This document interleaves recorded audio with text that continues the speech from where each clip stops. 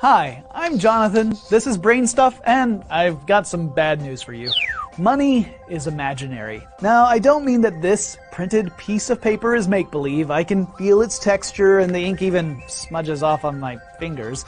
But when you compare it to this other piece of paper, what's really the difference? Well, one is a recognized currency and the other isn't. And the reason why? Well, people agree that this piece of paper is a dollar and has value. That's where money's worth comes from. We all pretend it's a currency. This is one reason why the digital currency Bitcoin appeals to some people. See, it's not tied to any political system or government, so it's not vulnerable to any of their failings, like the economic collapse in 2008. All it needs is for people to believe in it. But lately, well, some people are having a crisis of faith. That's why today on Brain Stuff we're going to quickly establish some facts about Bitcoin to better inform your beliefs about it. Now basically, it's virtual money you can use to buy and sell things online.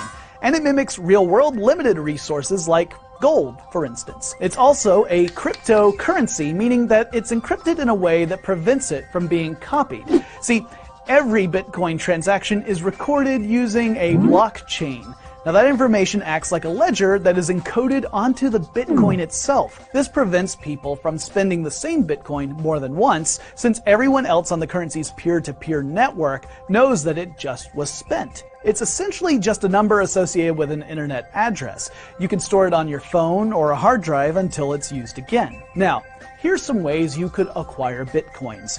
Accept them as payment for goods and services, exchange them for a more traditional form of currency, or you can mine them. That's right, like gold, Bitcoins are mined. Not by old-timey grizzled prospectors, but by powerful computers. And like gold, the more people mine Bitcoins, the less there are to be found. So they become harder to find. So instead of physically mining with a pickaxe, you can attempt to solve math problems with a computer. Imagine the problem is something like x plus y equals 15. Now, if you can figure out what x and y are, congratulations, you get a Bitcoin. With little competition, the problems are easier to solve. But when more people join the search, you've got a race and the problems get way more difficult. But as Bitcoin miners dwindle, the math problems will get easier again to ensure the flow is steady, their value is boosted, and they remain inflation-proof. Not all have been mined yet, and we expect they won't be until around 2140. So, let's say you heard all this and thought, you know, I want to grow up to be a professional Bitcoin miner and trader. Well, there are a few risks you should probably know about first. For instance, because there's no regulatory agency setting a Bitcoin's value, it tends to fluctuate wildly. Another Bitcoin problem is security.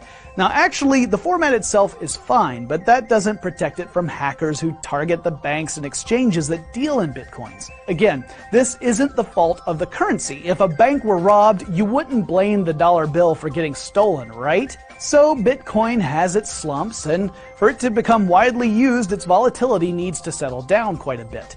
It's currently a high-risk currency that's totally unpredictable. And we didn't even get into the mysterious identity of Bitcoin's founder, Satoshi Nakamoto.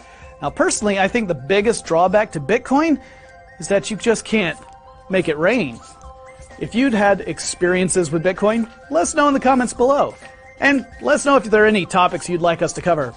I actually have another pile of them right over there. Really, I mean, it's just off screen, so the best part about this is I don't even have to pick it up. We have interns to do that. See you guys later.